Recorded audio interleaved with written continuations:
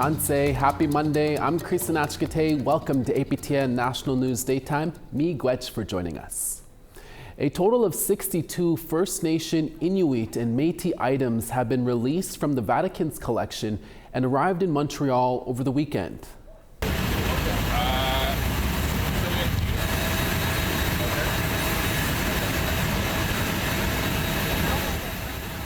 Indigenous leaders have long called on the Vatican to return Indigenous items in their collection as part of the Truth and Reconciliation Commission's 94 calls to action.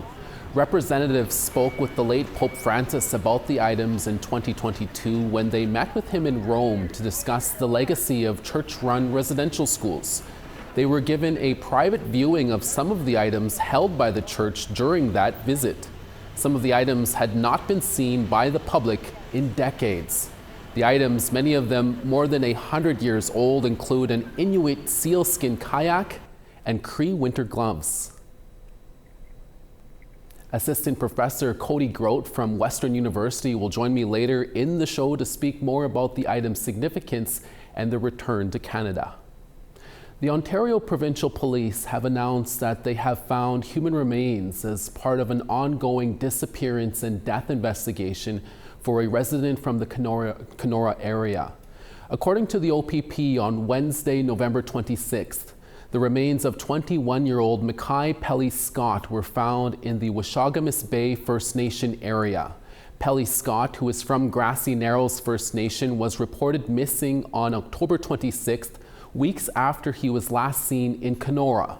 On November 14th, 24-year-old Terrence Cherry was charged with first-degree murder and indignity to a dead body. Terrence's older mother, 43-year-old Una Cherry, has also been charged with accessory after the fact to murder. Both made another court appearance last Thursday in Kenora with their new bail hearing set for January 12th. The OPP thanks everyone involved in bringing those to justice, and the investigation continues this week. Saskatchewan RCMP are in need of the public's help in locating a man they say was involved in an armed robbery in Muscadet First Nation just southeast of Prince Albert. On Thursday, December 4th at around 4 a.m., Prince Albert RCMP responded to a report of a firearm discharged at a home in Muscadet. When they arrived, they determined 3 masked men forced their way into the home, fired a gun, and used bear spray, demanding the victim's phone and wallet. RCMP have since charged 36-year-old Brennan Seawap with a number of offenses, including robbery with a firearm. No word yet if the other 2 suspects have been identified. Seawap is 6'5", 200 pounds with brown eyes and black hair. He has multiple tattoos, including script on the right side of his neck. If anyone sees Seawap, do not approach him and instead call police. The Abenaki Council of Odanak and Walinak has launched an advertising campaign on the U.S. state of Vermont's television. The goal is to raise awareness about the misrepresentation of Abenaki identity in their state, which is an hour's drive from the Odanak and Walinak communities on the U.S. side of the border. APTN's Stephanie Dusav has that story. Vermont officially recognized 4 fake Abenaki groups. The advertisement is the latest action taken against a false Abenaki representation in Vermont. The 30-second television commercial will run for 1 year on Vermont's major television stations, including Fox 44, ABC 22, WCAX Channel 3, and Vermont Public Television. Our cultural heritage has been flawed, has been appropriated, and they are erasing us by replacing us. Councillor Jacques Watteau explains the target audience. The state of Vermont, the legislator who went through a flawed process of recognizing these tribes in the state of Vermont. This isn't heritage. Without naming them, the ad states that certain people falsely believe themselves to be Abenakis, but have little to no Indigenous ancestry. If you can show us any difference than what we found, please do. The full genealogical report of these people can be found online. University of Ottawa professor Daryl LaRue produced it back in October when the Abenaki Council of Odanak released it publicly. For Brenda Gagne, the chief of the Missisquoi Abenaki Nation, she is of 99.9% European heritage.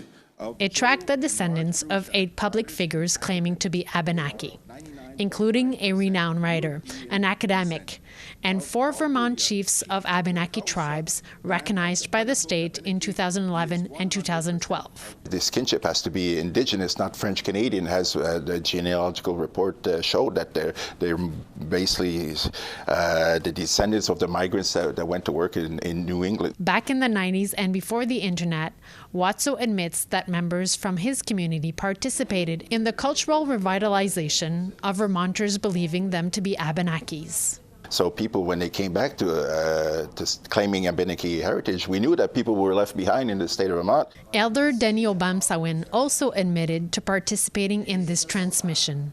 I am among those who, in good faith, show them dances and language and tradition like basket weaving.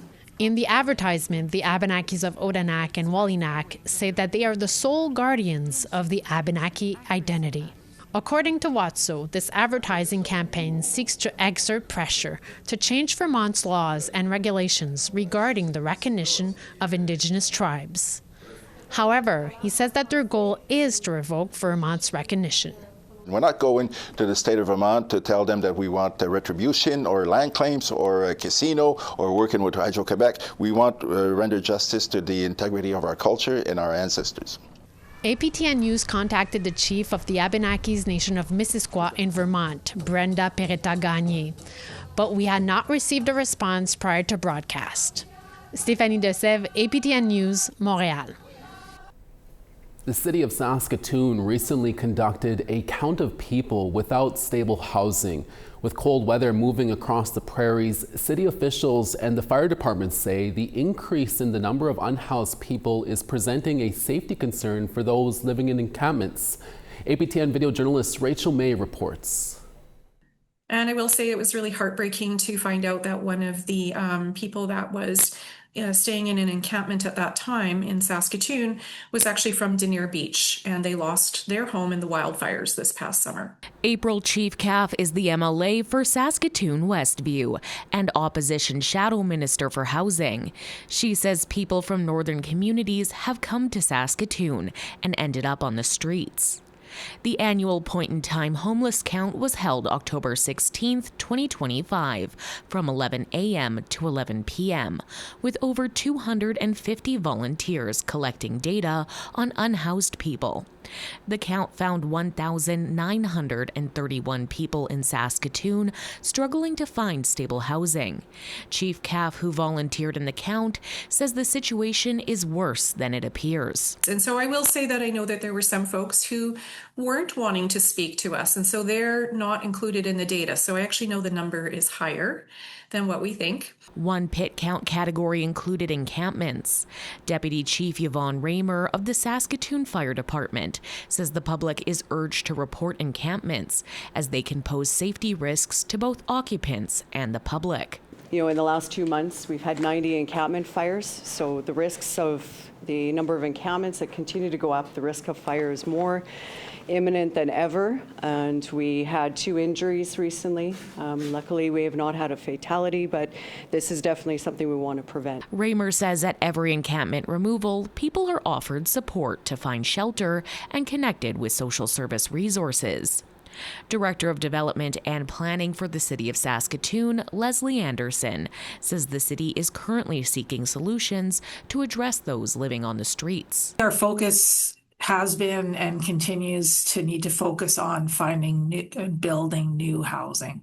Anderson says the unhoused population is growing, so it's important to be compassionate. I think it's important to recognize that these are all individuals. Every person has their own story, their own reasons, their own conditions for what has led them to where they are today. Rachel May, APTN National News, Saskatoon.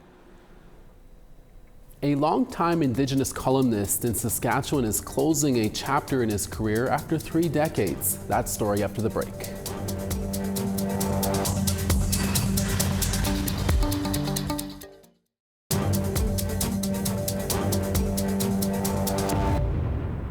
Welcome back. Students from the Samson Cree Nation in Alberta recently completed their Class 1 commercial driving class, and APTN was invited to attend their graduation ceremony last Wednesday. Our Chris Stewart was there and brings us this story.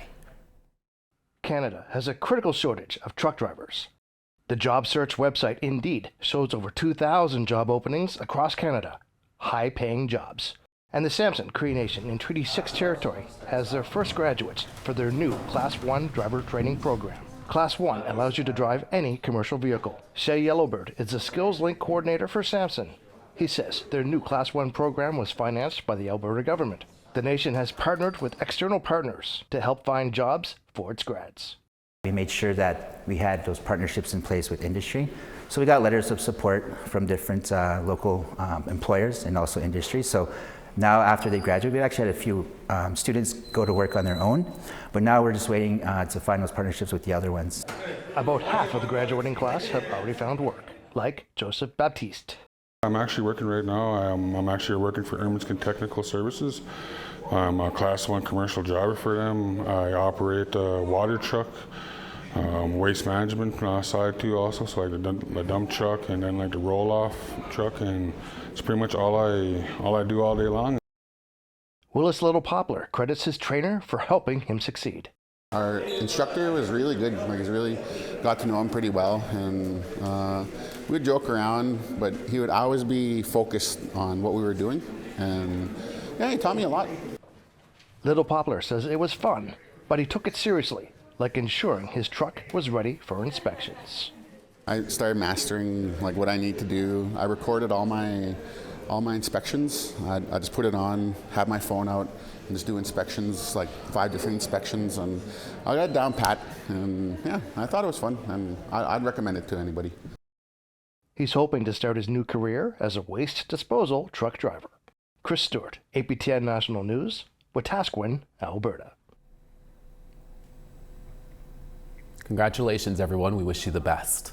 Longtime Saskatchewan columnist Doug Cuthan, known for amplifying Indigenous stories, is closing a chapter in his career. CTV's Stacey Hine now on his more than 30 years of storytelling and educating Canadians, new and old, about who Indigenous people are.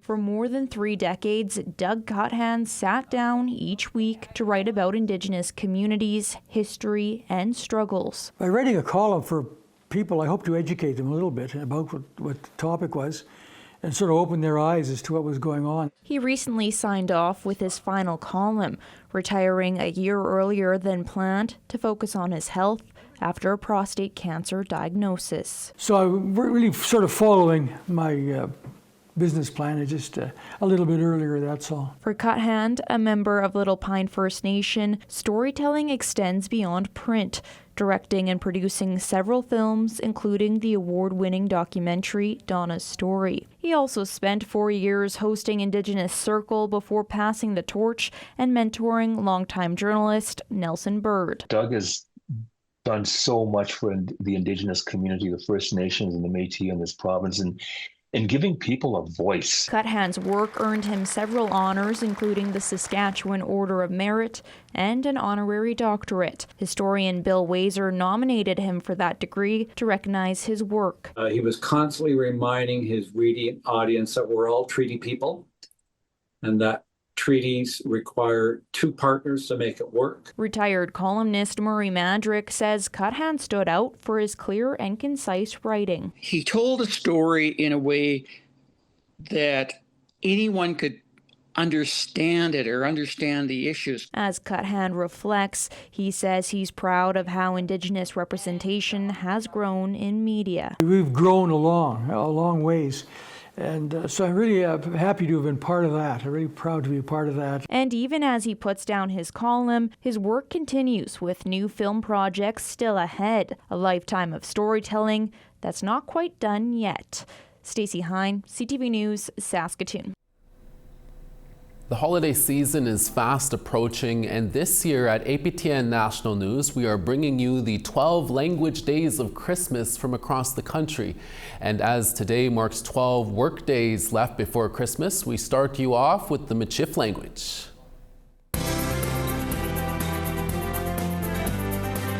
Tanche bonjour, Samson Lamontagne de Schnickashun. Mes noms de famille, c'est les Lamontagne, Katernick, Parot, Boucher, Desjardins, Saint-Ange, Grant. Ma parentie à la Rivière-Rouge, la vallée, Oshchiwak, Regina, Doshchin, Saskatoon, Newikin. To say Merry Christmas in the 3 different types of Michif. For Northern Michif, you can say Miu Manitou Ogisagao. That's for Northern Michif. In Southern Michif, you can say Joyeux Noël. And in French Michif, you can say Joyeux Noël. So I know like the Miu, that means good, and Manitou means like God or Creator, Ogisagao Day. And there's a lot of Catholicism within Michif as well, especially the French Michif. A lot of them were Catholic, Kayash, a long time ago, and still to this day. When I think about Christmas, I think about community. So in Northern Michif, you would say Mama We Yawin, Mama We Yawin. That's community in Northern Michif. In Southern Michif, you would say Oshkweyak, Oshkweyak. And in French Michif, you would say Communauté.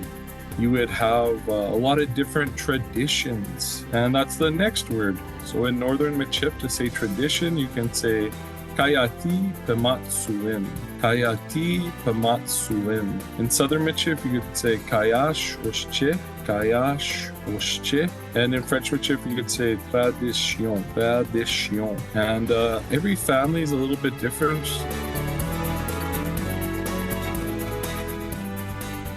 Thank you to T.R. Wheatley and our editors for putting together that item. We now want to tell you about the results of last week's web poll questions. Last week we asked, should the tanker ban along BC's north coast be lifted to allow oil exports? 66% said no, 25% said yes, and 9% were unsure. Our second question was, do you feel the Assembly of First Nations is representing the priorities of grassroots people? 32% said sometimes, 32% were unsure, 24% said no, and 12% said yes. And our last question was, did you participate in Black Friday sales this year? 70% said no, 19% said yes online, 7% said yes in store, and 4% said both. Thanks to all who took the time to vote. Go to our website at aptnnews.ca to check out this week's new web poll questions. We'll have them listed on the right-hand side of the homepage. Mohawk academic Cody Grote is up next to talk more about those 62 Indigenous items returned from the Vatican. Stay with us.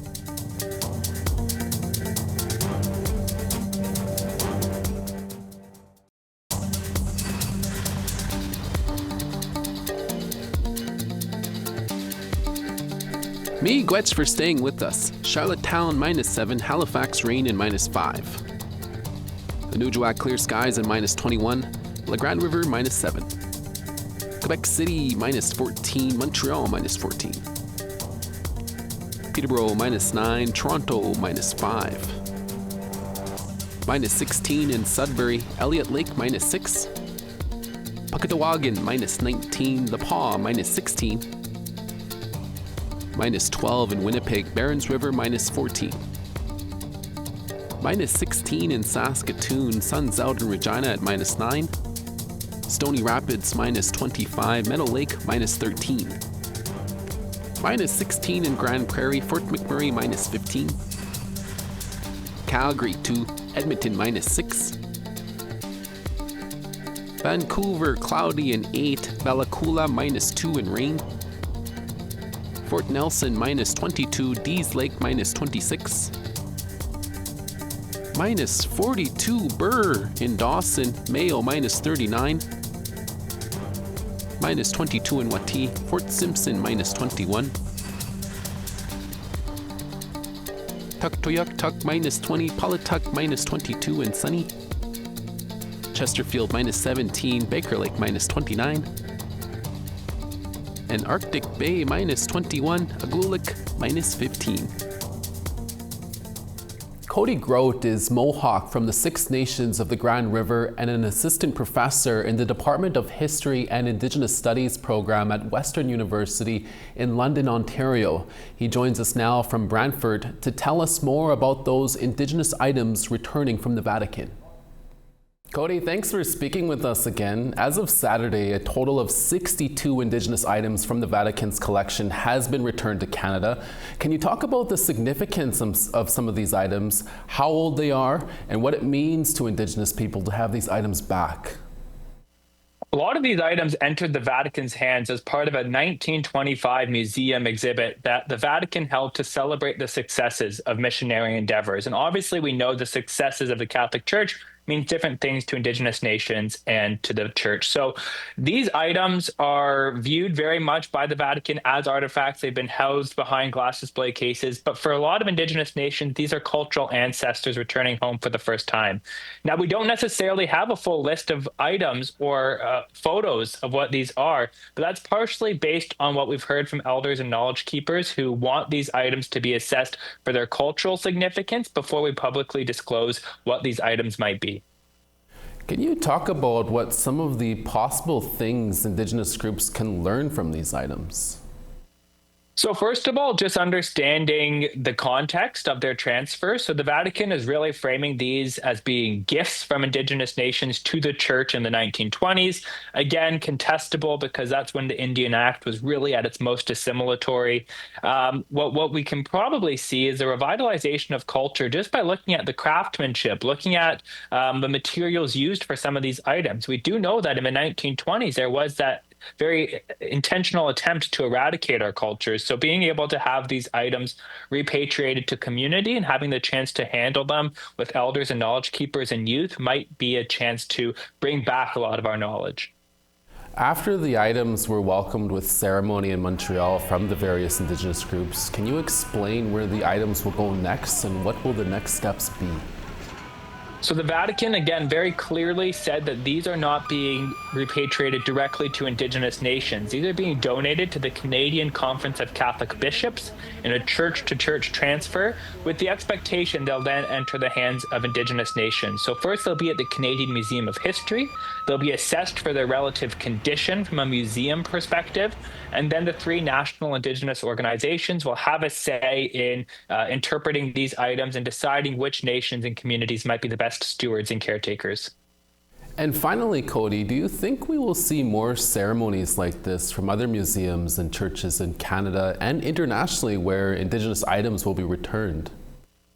Repatriation has been a really slow process in Canada for cultural institutions, but it is quite significant that we've seen ceremony and culture both when these cultural ancestors left the Vatican and when they arrived back in Canada. Elders and knowledge keepers were able to greet these items as ancestors, which I think is really vital to this process. Now, the Vatican likely has other items in its collections, and Canada still has a lot of institutions, provincially, territorially, and federally, that should be repatriated to other nations. So I think this will set the stage for similar transfers. Cody Grote, we'll have to leave it there. Thank you so much for your time.